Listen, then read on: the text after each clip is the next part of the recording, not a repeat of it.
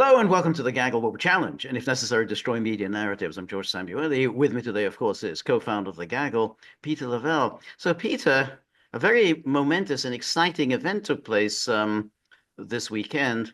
The three Okay. Baltic states, Pray, pray tell, what was that, but George? yes, the three Baltic states, or the Oh, Baltic Chihuahuas, as we like to refer to them, have triumphantly got themselves off the Russian electricity grid. This has immediately been hailed in the media as a fantastic accomplishment, and Ursula von der Leyen was there on hand to congratulate the Baltic states. It's again, we've talked about the Baltic states before. I always find it very interesting how the way that they're covered in the media. Invariably, they're presented as very brave, fantastic people. They broke from Soviet rule, but it's very rare that anyone actually measures. Well, what have they accomplished? they didn't break away from Soviet They, rule. they They were let didn't. go. They were let go. They were let go. Exactly. They were let go. It was they didn't really do anything. Boom. They said you Okay. can go. No, Yeah. Um. they didn't break away from anything. Yes. And really, if one starts measuring their um economies, which haven't done particularly well since 1991, more seriously, their demographic problem. They've suffered huge demographic declines.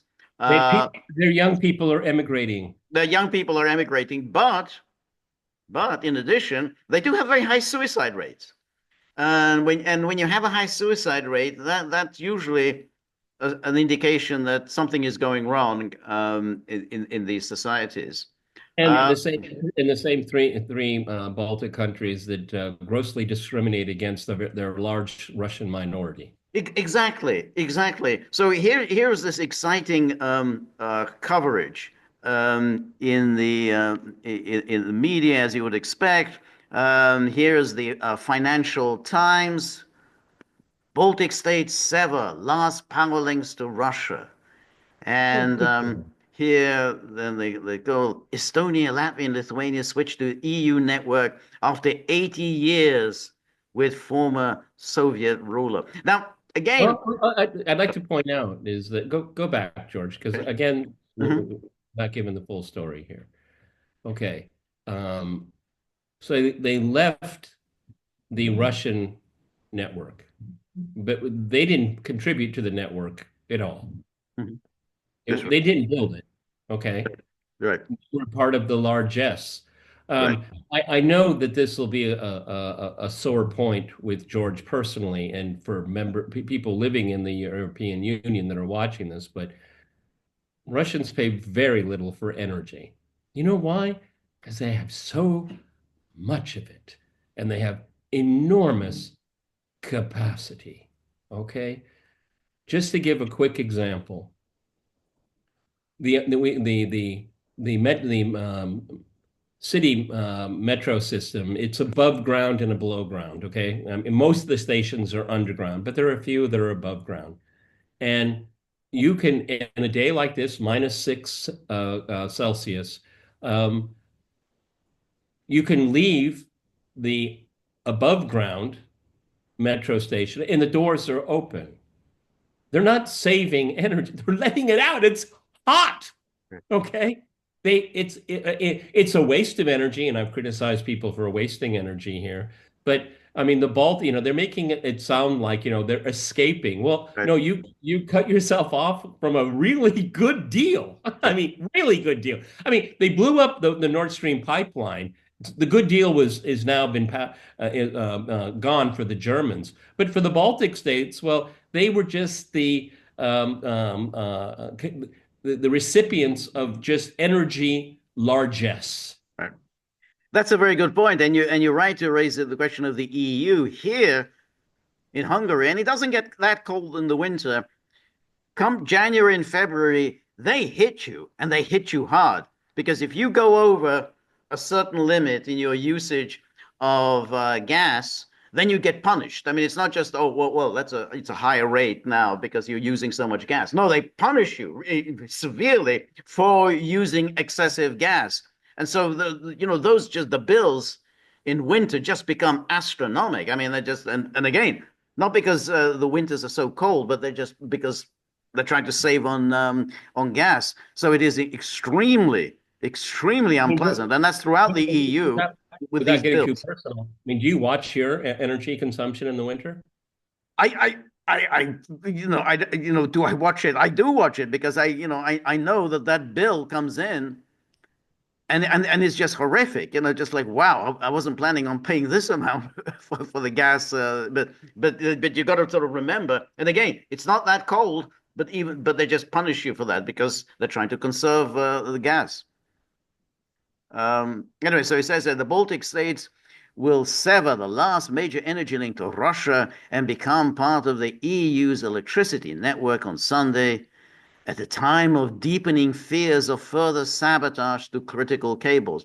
So again, all of these stories all talk about this sabotage and so on, not one of whom is able to present any evidence at all that there was sabotage, let alone that Russia was behind any kind of sabotage.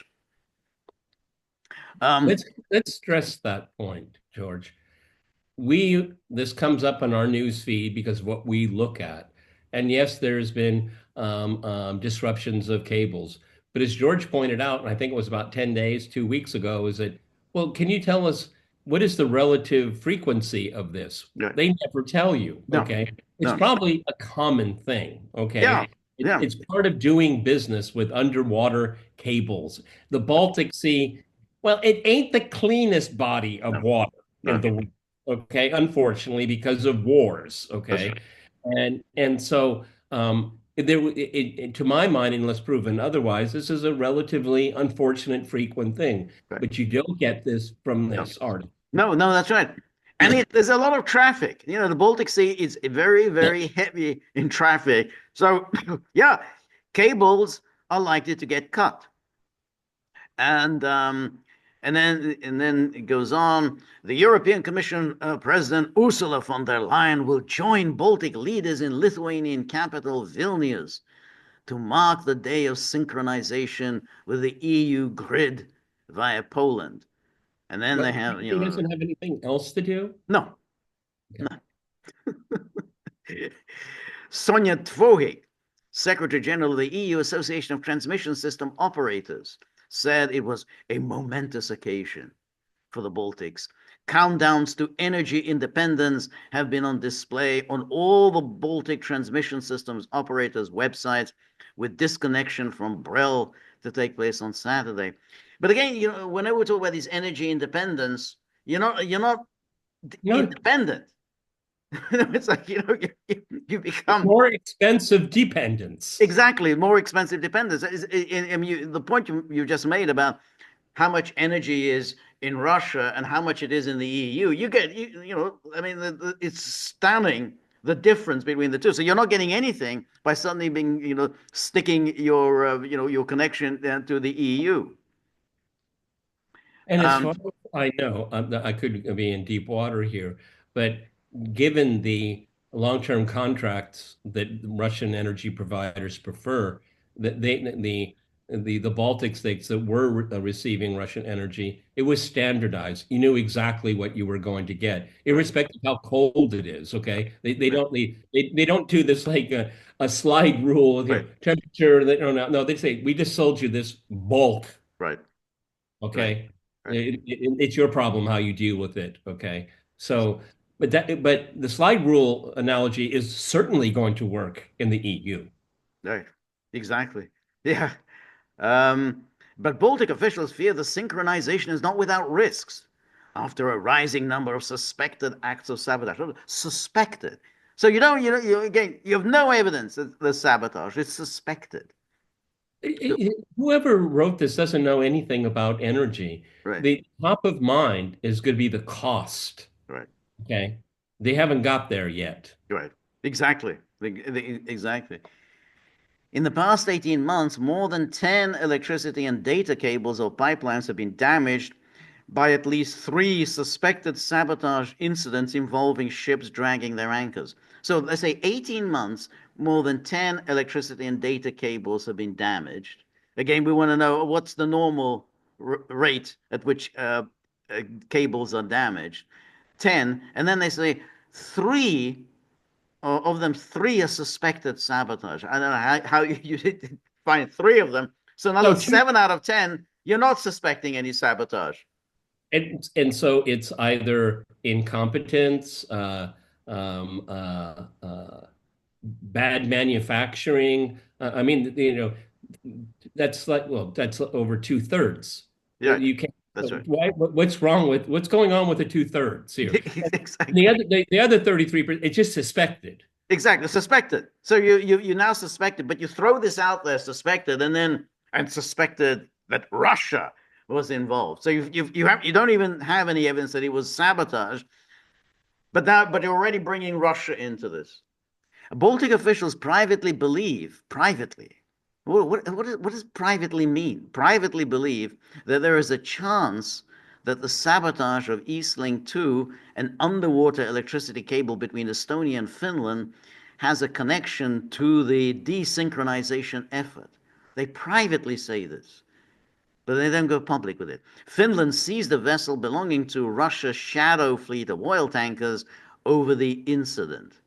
So again, they over the incident they seized it, and did they find any evidence of anything?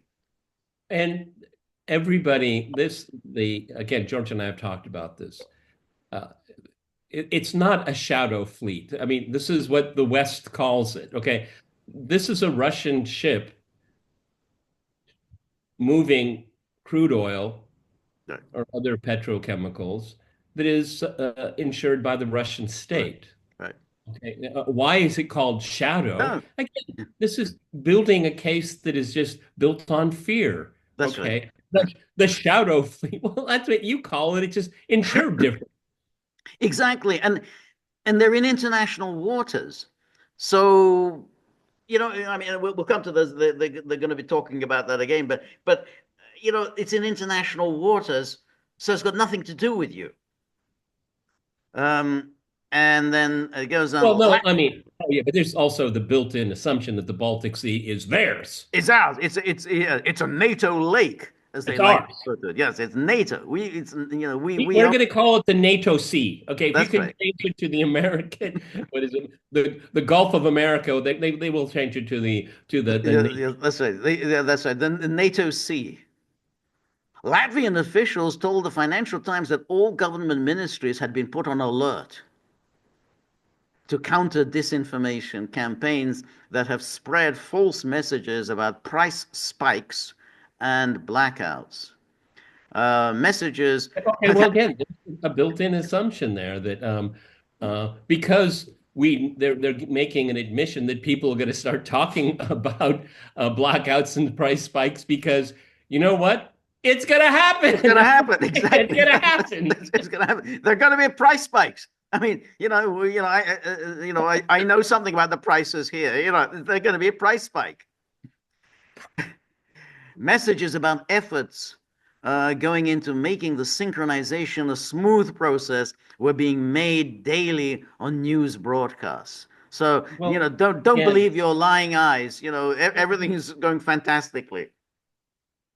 if there weren't going to be a problem about synchronization, they wouldn't be talking about it. Right, But they know it's going to cause problems, and that's why they're trying to get ahead of the shark. But right, they look like imbeciles in the process. exactly.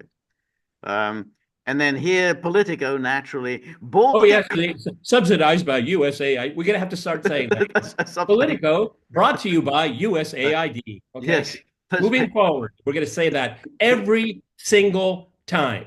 That's right. Brought to you by USAID. Baltic countries sever final power ties with Russia, disconnecting from the Soviet era grid, faced an intimidation campaign, but it's Moscow that could be left in a precarious position. Uh, Don't think so. don't And count on it. as But John don't. Mearsheimer would say, that's not a serious argument.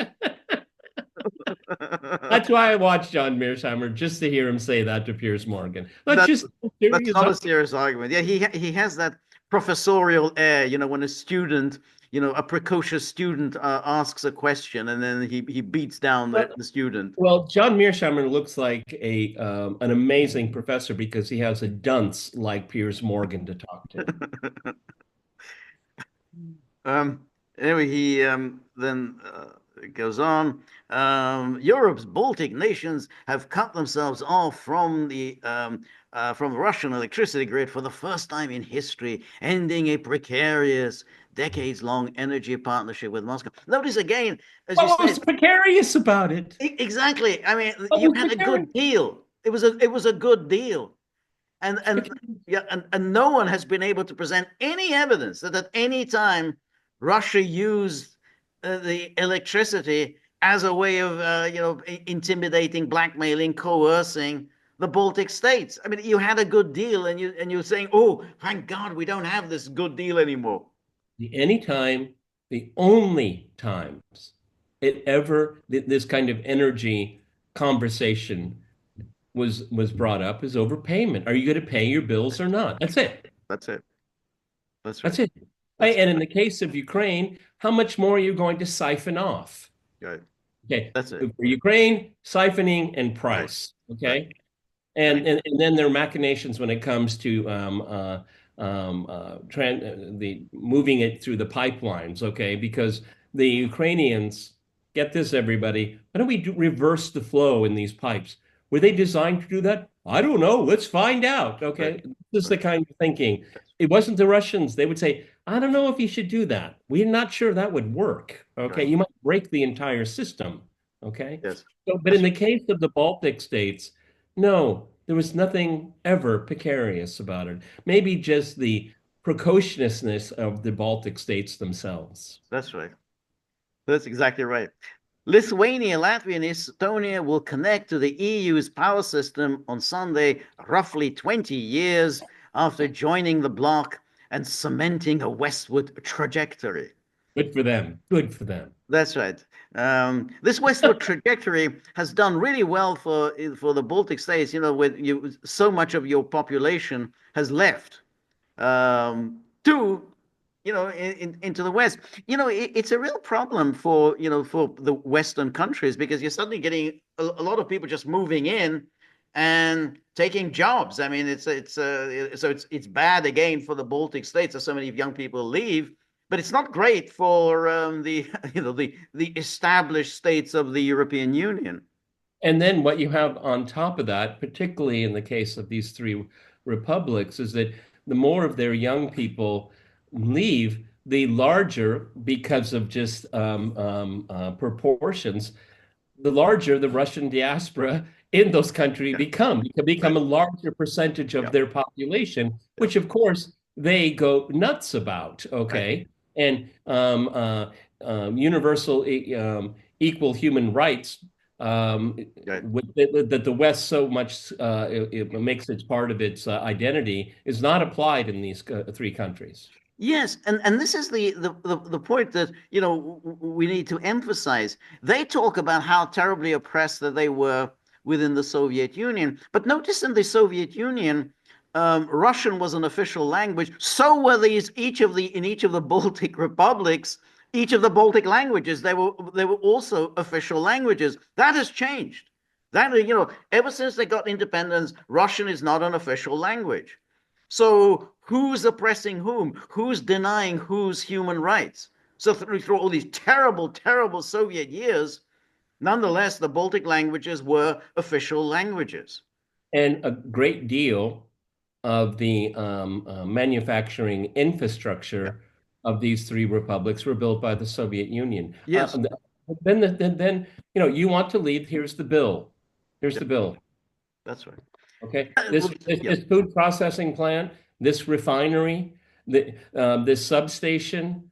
Um, well, you want to leave, then we'll take back our stuff. Right. Okay, but the Russians never did that. They never did that. They never did. And that's the thing. There was a great deal of investment within the Baltic states, more so than anywhere else. A great deal of investment And again, they would say, "Oh, we were oppressed by the Russians." Well, they were doing better than Russia, the Russia, the Socialist Republic of Russia was doing. They were getting a hell of a lot more investment. So the whole idea that the Russians were oppressing us, there's just no evidence for it. I mean, you Look, may not like the Soviet Union, the Soviet system, but Russia suffered as much as the Baltic states. exactly. So, George, again, the most salient point here. It was the Soviet Union and its economic system and its god-awful ideology. It oppressed everybody. Right. Exactly. But they always want to do that. Oh, it's the Russians who did this to us. And the media, the Western media, just blandly repeat this, completely unquestioningly. Oh yeah, it was the Russians. They were oppressed by the Russians. And then it says that the move occurred under a flurry of disinformation that local leaders say was intended to sow fear about the consequences. Or sow fear. Yeah, again, the Yeah, price. well, yeah, sorry, it just popped into my head. Let's look at the. I don't have it in front of me, and obviously George doesn't either. But let's look at the last Central Committee of the Communist Party of the Soviet Union.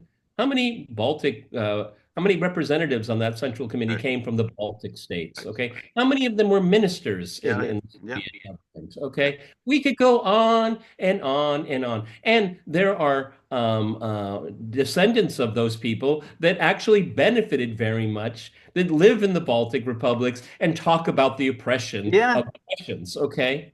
And particularly the people who are now their leaders, all the Kaya Kalas's and Landsbergis and all these others who did very, very well under the Soviet system and now pretend that they were oppressed and that the jackboot was on their necks. Landsberger, we've come across that name quite a bit when it comes to Lithuania, right? Right, right.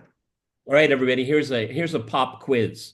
Let's look for Landsberger in the Soviet Union. Okay. Now they seem to be ubiquitous in the post-Soviet era, but Right. I would wager that they were ubiquitous during the Soviet era as Exactly.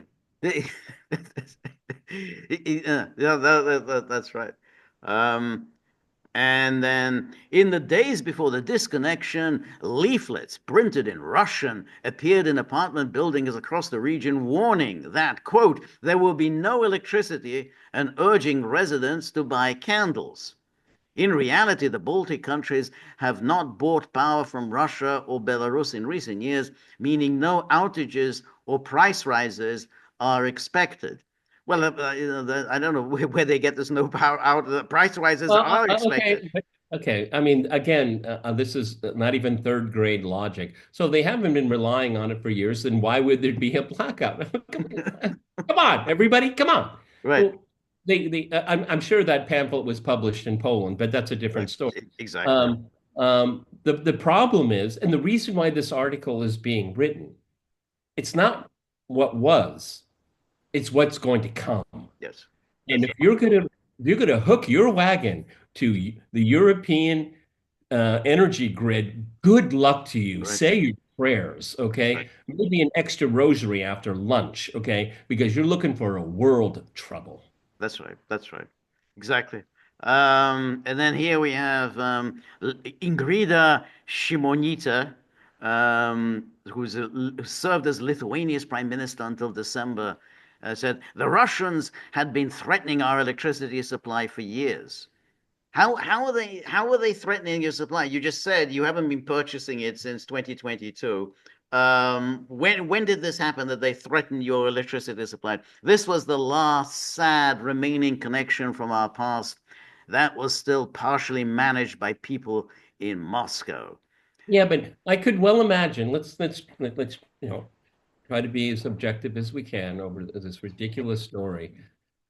I could well imagine, particularly when it comes to electricity, the Russian side said, "Look, I mean, if you're going to cut this, you're gone. Okay. I mean, we don't wait on your decisions. Right, We have a vast energy infrastructure that is international. We're going to go elsewhere. And right, we're not going to upgrade. You're not going to be able to change when the war's over. You're not going to say, "Oh, let's have more." No, the grid won't be working for you anymore.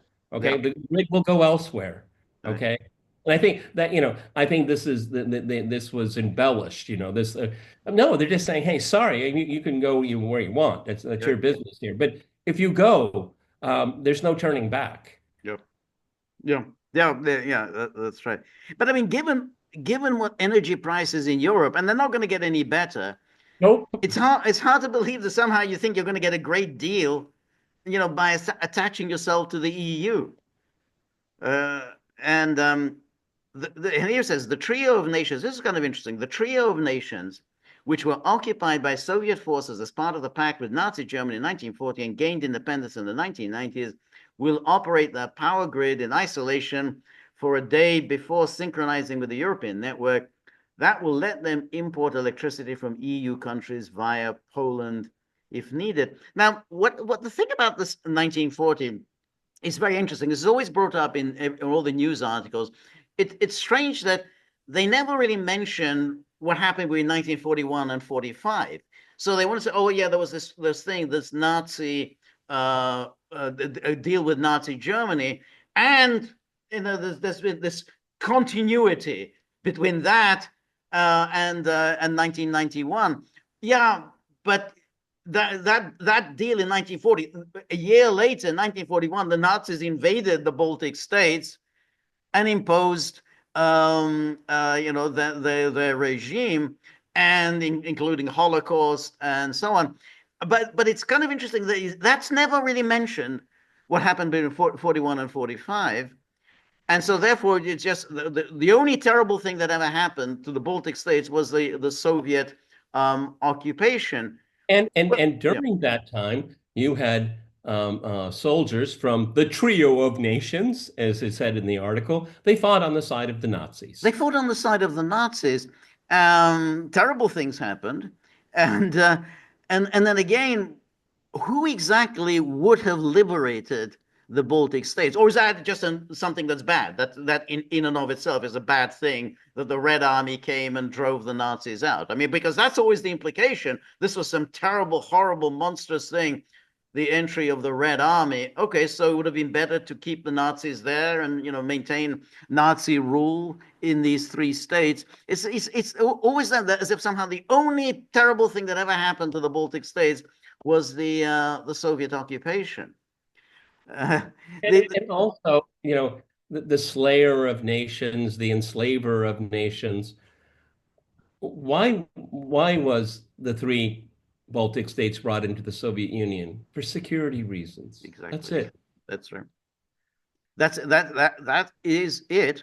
And that's what Stalin was seeking to do from 1939 to 41, to move the Soviet Union's borders, hundreds of miles westward to provide a buffer zone.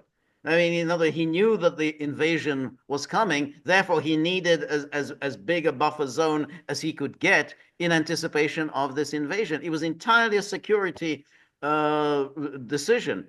And moreover, the Germans knew this. They knew exactly why Stalin was doing this. Hey, it's in anticipation of an impending attack. It was, and given the hostility from the Baltic states, Finland was also was part of that. You can see that was an understandable decision that they took. Because these people will align themselves with any enemy of ours. Wherever it is, they're going to align themselves with our enemies. And on top of it, there's always this, Soviet forces, Stalin, the Soviet Union. If it had not been the Soviet Union, if it had not been run by the Communist Party, the leader of Russia, let's just call it, would have done exactly the same thing. Right. That's right. And if one goes back to what happened in 1941, those miles of Western territory that were now incorporated within the Soviet Union, they may well have been the deciding factor in the success of the Battle of Moscow. That may well have been, that you know hundreds of miles that they bought, the time that they bought, that could have been the decisive factor, which led to the defeat in December 1941. They built into this whole strain of thinking is that Russia has no right to Right. security. Right. There's never a recognition of this. You could have easily taken this very short paragraph and added a sentence or two to balance it out. Right, And then George and I would say, well, you made a point. You made the point. Okay. right. We see there's That's right. never an There's never, excessive. that's right. So with all these stories, it's always obliterated. The whole point about, yeah, but what about the years of the Nazi occupation?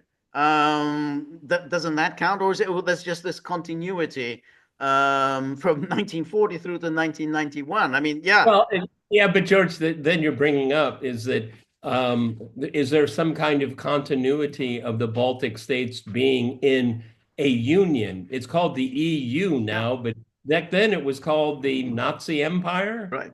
And So, that, I that mean, yeah, that's the question, everyone. Is it, it continuity? it Okay. is a, And as yeah. things go on, I'm going to agree with George. It's continuity. It's continuity because the concern that the Soviets had, which is, hey, these states are deeply, absolutely incorrigibly hostile to us. They will align themselves with any enemy of ours. Therefore, we kind of need to bring them under control because if we don't, in no time at all, there's going to be a new enemy on our borders, and they're going to make use of, the Baltic states. They're going to make use of Finland. They're going to make use of Poland. All of the states that Stalin was very concerned with in 1939. Finland, the Baltic states, Poland, Romania. Yeah, they're major concerns now for the Russians. Anyway, so here's a mounting concern as the Baltic region enters this new era is potential sabotage. Here we go, the potential to nearby undersea power cables. In just the past few months, several oil tankers have dragged their anchors across these cables, sparking fears Russia could be seeking to disrupt the process. Could be. Well, Potential. it's also, I mean, if they had the evidence, Right. irrefutable evidence, they would have said several Russian oil Right. tankers, several but they can't because they No, just don't have the they evidence. have none. It is possible that several oil tankers have dragged their anchors Right. across the cables. It's Yeah. very, again, can you tell us how many times this happened in 2015, Right. in 2020, in Right. 2022? And just give us the data, give us some, Exactly.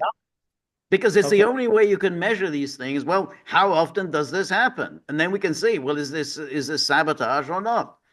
But again, notice how whenever they talk about sabotage, I mean, it's an obvious point, but whenever the one sabotage they never talk about is Nord Stream. So the Russian sabotage, Russia doing this, Russia doing that. But Nord Stream, that doesn't appear in the Yeah, media. I mean, it would be a very, it would be appropriate and it would be honest. See, everybody, there are two paragraphs there, right? Okay, well, we could have slipped one right in there. Speaking of sabotage, and just put what George said. Yes, that's right. um, And since February this year, we've observed a different approach from the Russian special services, says, the head of Lithuania's National Crisis Management Center. Instead of, so to speak, soft measures like disinformation or cyber, they've turned to more kinetic actions. And again, evidence, please. I mean, that would be nice. Um, and then, according to Vitkauskas, giving Russian-linked vessels unfettered access to the Baltic Sea threatens critical energy infrastructure. What does that mean, unfettered What does that access mean? to the Okay, Baltic Sea? I mean, it doesn't belong to you. That's your problem. I mean, I hadn't seen this article, but I preempted it a couple slides ago. They think it's theirs. that's it. He suggested a concentrated passage in the sea where exactly those ships can cross, making it easy for us to monitor. Well, Uh, would that apply to all ships? that's right. No, no, no, sorry, Russian ships. And this is again the thing, with these Baltic states is this, that they don't seem to produce anything other than animus towards Russia. It's like, your one industry is just producing this hatred, absolute loathing for Russia. There's nothing else. I mean, if you ask, what's Estonia about? What is Estonia producing? Where are the Estonian poets or whatever? No, it's just hatred for Russia. Um, anyway, and then the Guardian, Baltic states leave Russian power grid, closer EU integration. and then here again, the familiar stuff. And then um, immediately after disconnecting, Latvian workers used a crane to reach the high voltage wires in Vilaka, close to the Russian border, and cut them. They handed out chopped wire as keepsakes to cheering onlookers. We will never use it again. We are moving on. Uh,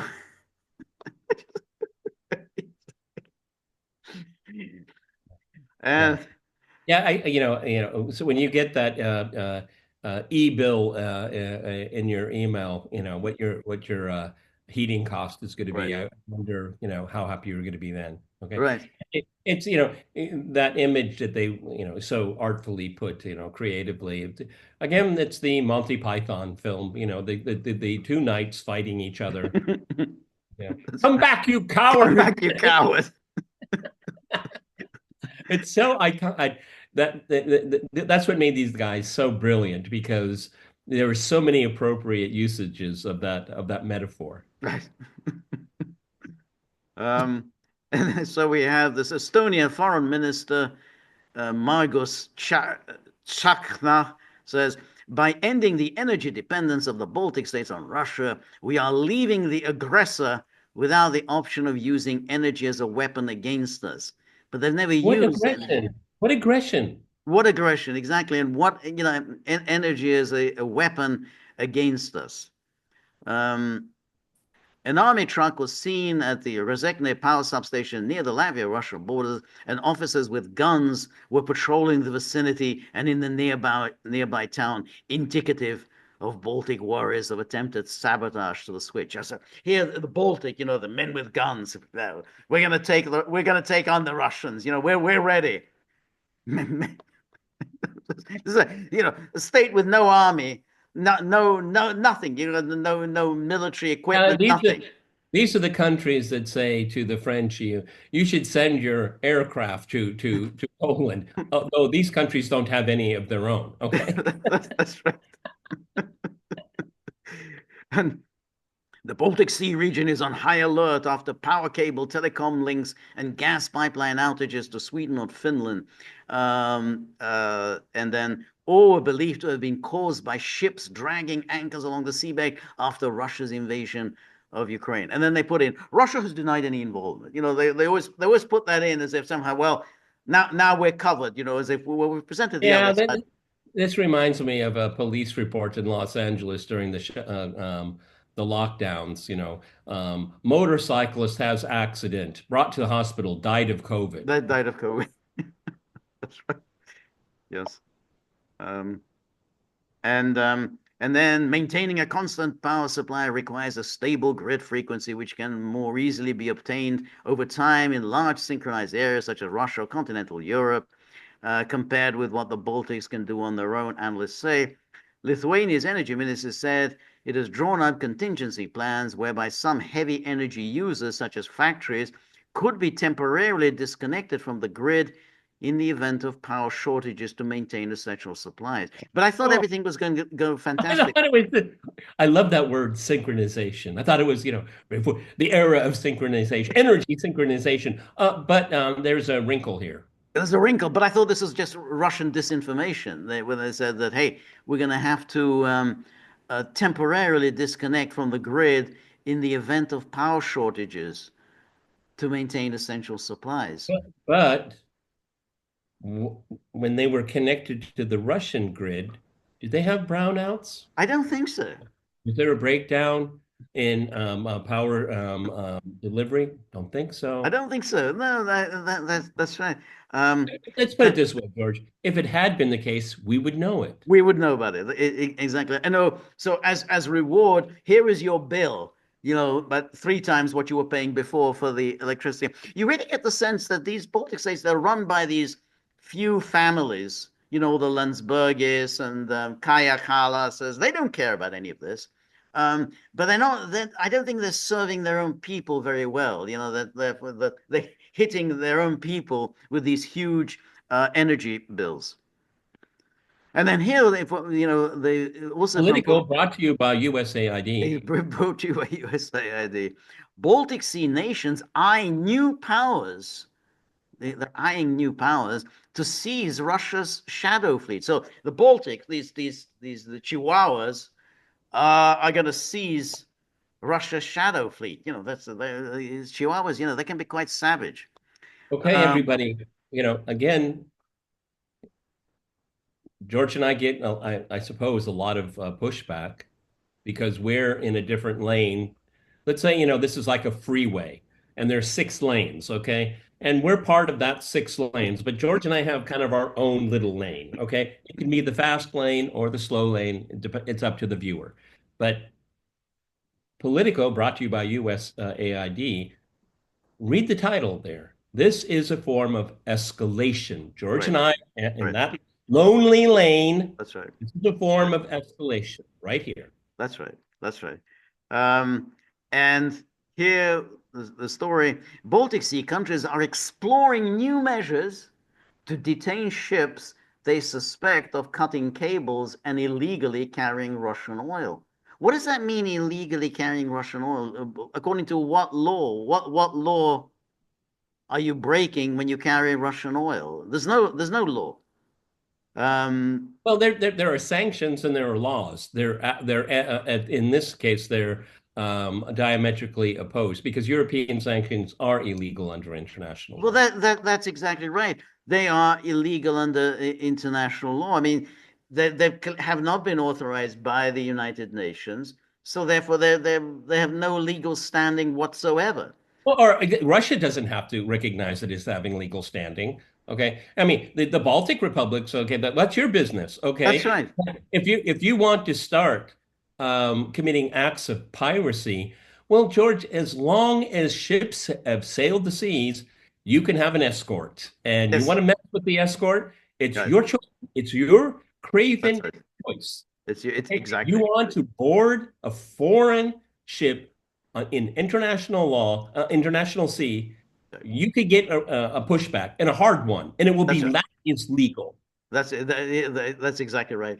Um, and so using everything from piracy laws to insurance rules, according to two EU diplomats and two government officials. So countries including Finland, Estonia, Lithuania, and Latvia are considering leveraging international law to grab vessels on environmental or piracy grounds. What international law sanctions grabbing vessels on environmental or piracy grounds? I mean, what I don't know any law that says you can just grab a ship on some environmental grounds. And again, piracy, who's committing the piracy? Failing that, the countries could jointly draft new national laws to seize more ships farther out to sea. What national laws, what validity do national laws have to seize ships in international waters? I mean, you just can't. They're international waters for a reason because they're international. Well, They what don't belong to happened? any nation state. What's not mentioned here is what happens if, well, these ships resist. Yeah, of course. Are they going to? Oh, they planning on doing the Article 5 thing. That somehow, yeah. Article 5.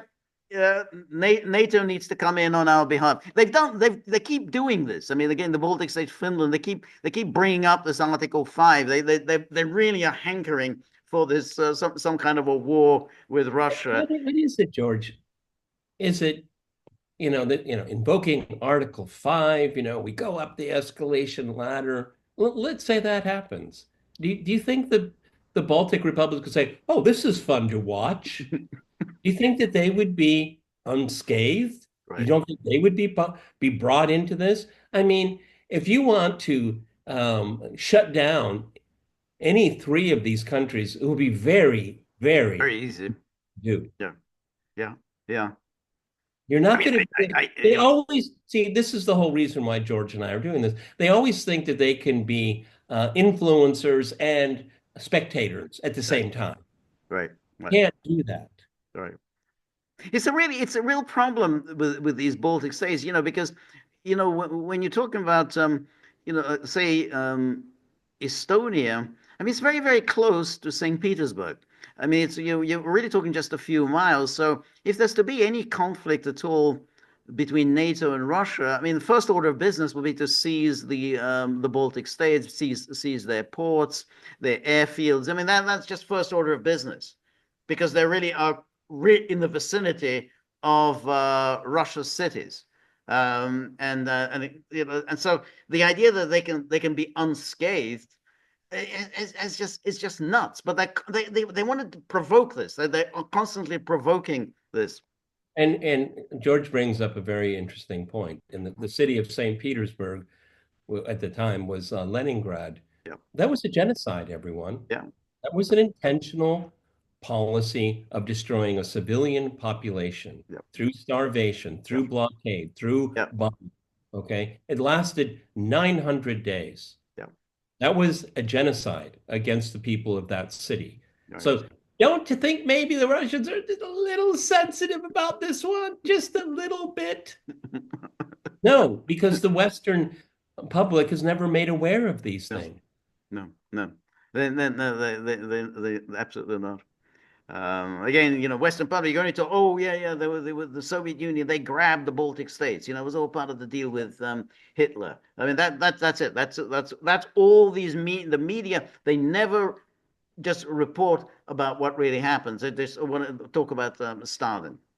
Well, I mean, I suppose in light of what Donald Trump has said recently, if Stalin had said, if we could just move these people out, that's beachfront territory. No, he didn't think about that. Do you think he gave a hoot one way or another about the people of the Baltic republics? No, he didn't. But Russia's security, then the Soviet Union security, was Right, paramount. Remember, everybody, Hitler took over a good part of Europe with not much resistance, I right, have to say. right, Okay, you're not supposed to say these kind of right. things, but you had the collective West at that point in time minus North America. Now it is the collective West with North America. Yeah, Okay. yeah, yeah, yeah. That's right. Um, and then it goes on. The new proposals come amid widespread frustration that Western sanctions against Russia are faltering. Nearly 3 years after Moscow launched its all out invasion of Ukraine, at the same time, Kiev is facing increasing difficulties on the front line, and EU countries are wary of US President Donald Trump's unpredictable approach towards Russia. So, Okay, so this is the sunk cost fallacy here. yeah. The new proposals come amid widespread frustration that Western sanctions against Russia are faltering. Well, maybe they're not going to work, so maybe try something else. Right, exactly. And they get this sanctions regime. I mean, when you've got a bloody big economy such as Russia's, given the amount that it can produce, I mean, the idea the sanctions are just going to, bring it to its knees was always a nutty idea. I mean, you can do it against, even there with limited success, but you can do it against small, vulnerable countries like Serbia. Even then, they didn't succeed in bringing it to its knees. But it was the whole idea that you were going to bring Russia to its knees with sanctions was always ludicrous. And all to add to that, George, the purpose and one of the purposes of this article, to bring a large economy like Russia to its knees that happens to have enormous excess energy supplies. Right. I mean, who thought of this? Right. Was it Michael McFaul? Because I know he's head of that kind of, he's one of the leaders of thinking of new sanctions to put Right. on Right. Russians.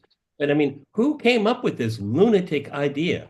Okay. Will there be ever an investigation of why the West got itself into this mess? I Right. doubt. These people are No, never. I doubt very much. Yeah, maybe Boris Johnson. He's this brilliant mind. This No, another beauty there, another beauty. another beauty. That's right.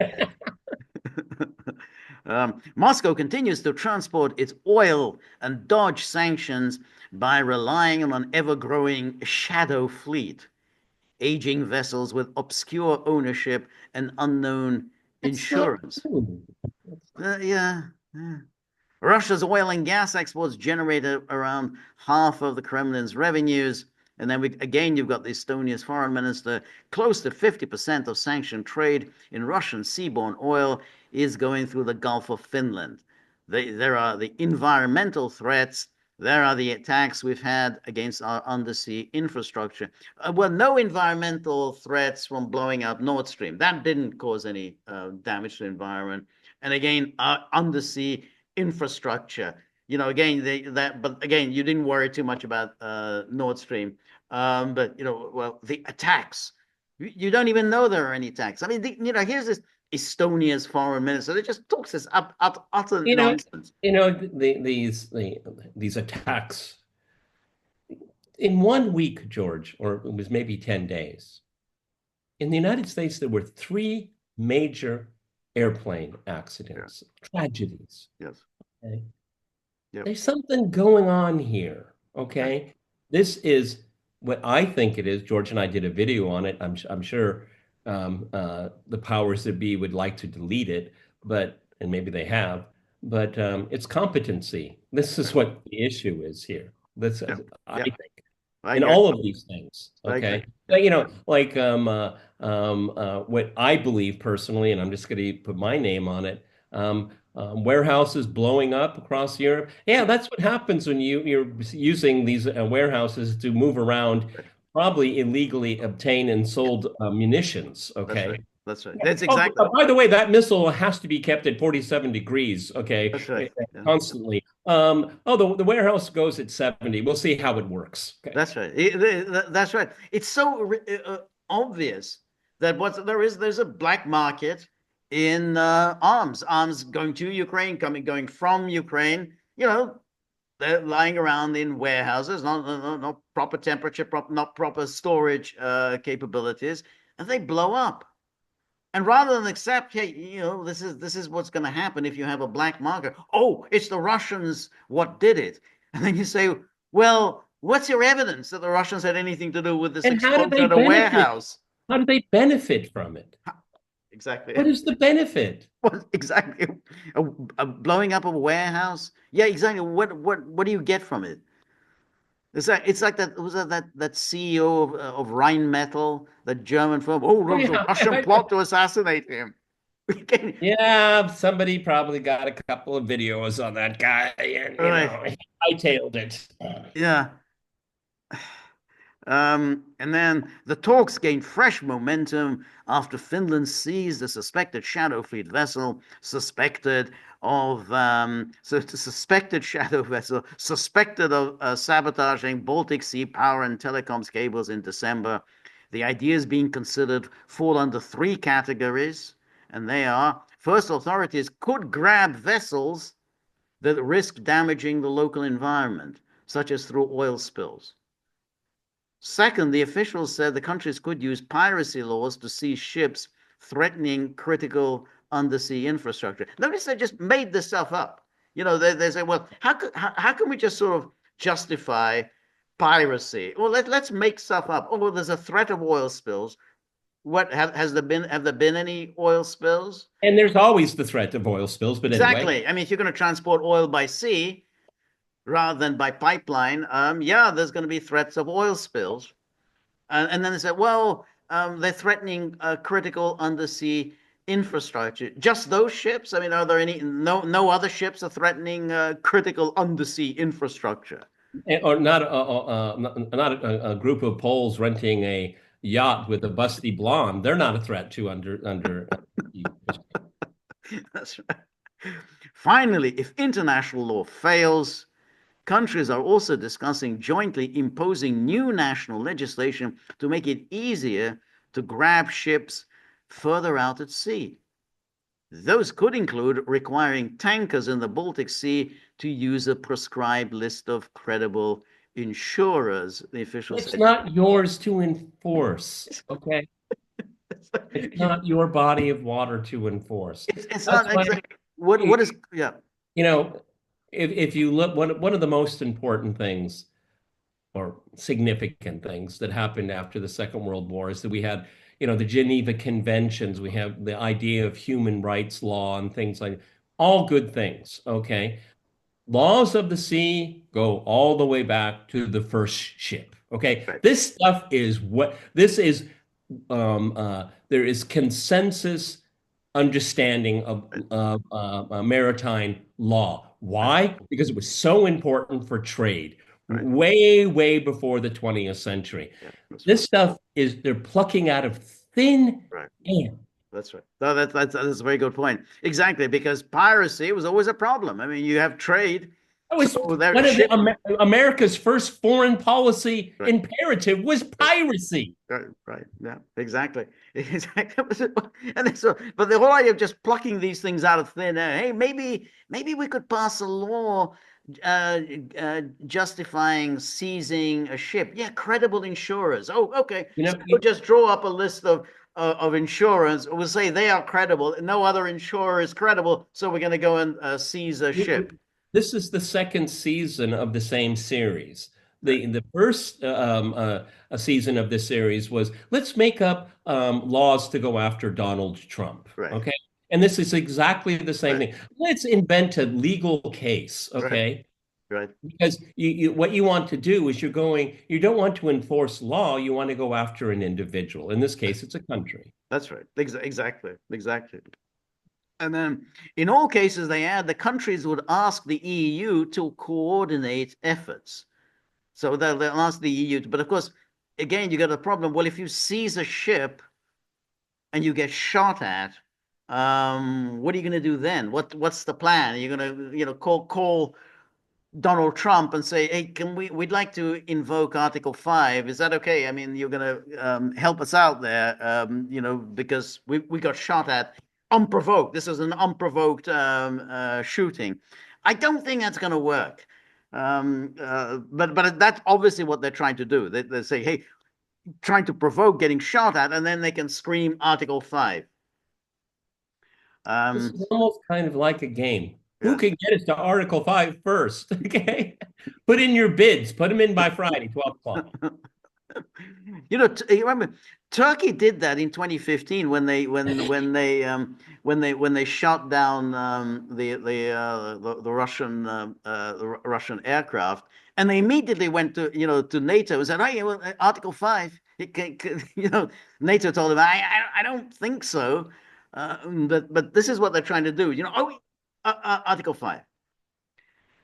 According to this Lithuanian energy minister, an EU statement on how countries can interpret international law, quote, could be one of the first steps in bolstering legitimacy of these new efforts. Okay, I will interpret that. Speaking out of my sleeve. Okay. um, and then I think that's yeah. So this is again they're trying to and it goes back to the point we were making, which is that these Baltic states, they don't produce anything. They don't really do anything other than find new ways of provoking Russia, new ways to hate Russia. I mean, normally we talk about how they've taken down this statue, this war memorial, and of course we're terrified of Russia. We're absolutely petrified. Any I'm moment sorry, now, George. Russia could attack us. I'm sorry, George. I just have to tell this to our viewers here. Those monuments, when the Baltic republics severed their contacts with the Soviet Union, obviously later with the Russian Federation, there were bilateral agreements made about the protection of cemeteries, graveyards, and war memorials. Right. These countries have broken them unilaterally. They did not, as far as I'm aware of, they never said, hey, look, the city has grown. You know, we have this memorial here, the Red Army soldier. We're thinking about respectfully, and that's why we're talking to you. We'd like to move it a little bit further out. The sanctity of it will be the same, but we need to move on this issue. They never did that. No. They just unilaterally busted everything. Right. Okay, Right. that's not the way you do business. Okay, and they did it with impunity. Talk about breaking international law. They broke their own bilateral agreements. Right. Okay. Right. And it's a real sore point for a lot of Russians. Yeah. Okay.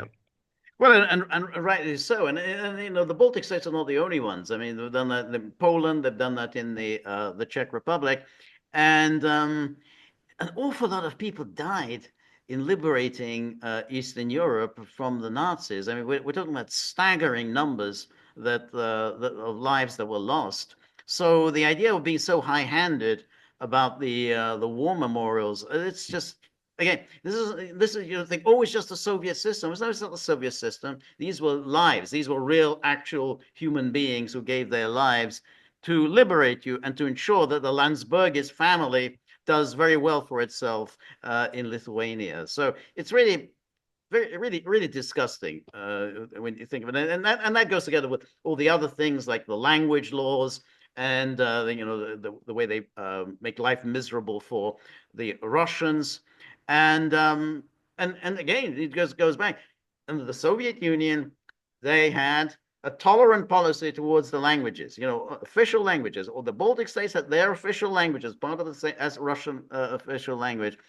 They removed that, and they removed that in most of the republics, with the exception of Kazakhstan and Belarus. So the West, the closer you get to the West, strangely enough, the more intolerant and the more ethno-exclusive you become. What a interesting coincidence. One fun thing to do if you visit Moscow, the underground metro system is vast. It's truly an amazing architectural achievement. But take one of the lines, there are many of them, take it from the top all the way down, north to south. Just sit in one wagon. It'll take you a while to get from one end to the other. You will hear so many different languages, and you'll see different types of attire. People coming from the southern part of Russia, and then what the West calls Koreans. Well, no, they're just people in the Asian part of Russia. Okay, they're not Korean, everyone. Right. Okay, so you see someone that looks stereotypically and westernized to be an Asian. That's what the West says. They're Korean. They're not. Okay. I'm still surprised that there are some serious people, I'm not going to mention them right now, that still entertain the possibility that Korean forces are fighting on the side of Russia. It's just extraordinary. It must have been a few people working for USAID. I'm not going to let this story go, George, with USAID for a long time. I'm just telling you, it's in my blood. Okay, I'm Right. going to have to work my way through it. Right. No, no, that's right. But ultimately, there's just this. Whenever we do these things about these Baltic states, I always feel a kind of nausea that comes upon me. When you have very unproductive and uncreative people, and who seem to generate nothing but just hatred. They just hatred for something else. It's like your entire national identity is created through hating somebody else, and they do this thing, But George, George, that's one of the unfortunate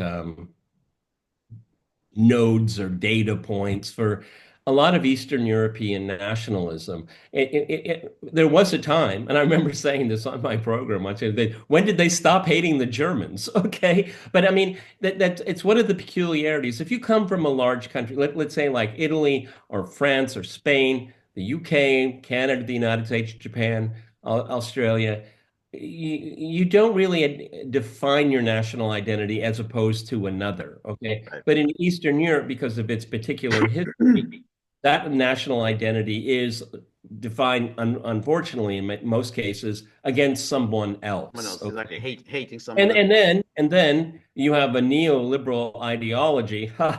This is wonderful work. This is Right. great material for us, okay? Exactly. Because it is Western liberalism that promotes racism and division and national hatred. They do it all of the time, okay? Exactly. That's a very interesting thing. That's how it's divide and rule. That's how you create this ethno hatred. And of course, the Germans were the ones who mastered this. They knew exactly how to play off all these different ethnic and national groups against one another. The Americans and the NATO crowd, they picked this up. They learned this from the Germans. And this is how they can dominate. They know they can move into any country, and right away there's going to be hatred, there's going to be division, where before there wasn't, but suddenly, oh, well, we got this group and they hates that group. And so that's what they do. That's what, they And who funded it? USAID. USAID, exactly. Yeah, that's right. And so that's why these completely artificial states that were created, which, again, good for nothing. I mean, the fact that the young people keep leaving just shows, that it's kind of a good for nothing state. And ultimately, it's one production is every day. Let's think of some way in which we can hate the Russians And that what's much even more. worse is let's find a ways for other people to hate the Russians. Exactly. What, other people? Yeah, like we looked at these stories. Yeah, like let's think how we can do that. The amazing thing, everyone, is the hatred isn't reciprocated. Right, It's not. You right, know, I had uh, I talked to a quote unquote Eastern European specialist, and I just said, where's the hatred of Estonians in Russia? I mean, you're an expert on Russia, right? So right, when's the last time you heard hatred about Estonia? And she was just like, I said, because nobody here cares about right, it. right, Nobody thinks about it. right, The only time they hear about it is that they'd knock down one of our monuments again. Then that doesn't make people happy, right, okay? But it doesn't necessarily, not that I can see in any case, translated into hatred of a nation.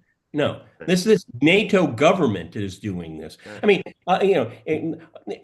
everything seemed to be hunky dory for a long time. Then all of a sudden, it's a identity imperative.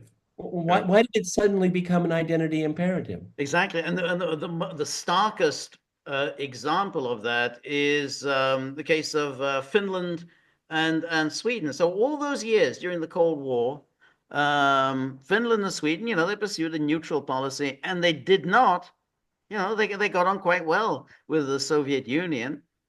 And then suddenly, they made this move for NATO, and now Finland is one of the most the state that seems to hate the Russians almost as much as these Baltic states do. Sweden as well. Hey, all those years you managed to get on perfectly well with the Soviet Union. Now you're constantly invoking some threat coming from Moscow. Oh my God, I read we're it. about to be invaded. I think I read it today. Are you still with us, George? I am with you, but I don't know. I am frozen. I don't know. Okay. Well, Yeah, this happens. I think that the picture will come back. right, Um, I read today. I don't remember what country it was. It could have been Finland. Is it stocking up on flour and sugar? You know, they didn't do that during the right, Cold War. They didn't right, have to do it during the Cold War, but they have to do it now. right, right, That's extraordinary. right. It's extraordinary. It is. Your audio is fine.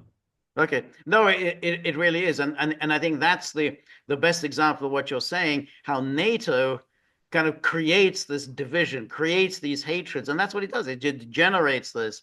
And again, like, we did a couple of videos about how Finland is claiming that Russia is sending migrants into Finland. Again, there was no evidence whatsoever that Russia had a policy of dumping migrants on Finland. But oh, we're imperial, and didn't the Finns? They went to Brussels. They rushed to Brussels. Hey, maybe we can do an Article 5 thing. There's always an opportunity for invoking Article 5. And also the Belarus Poland immigration story. Yeah, Uh, exactly. Pretty ugly story coming out from the Polish side. I lived there for about 10 years. They don't like brown people, not much. No, Okay. no, And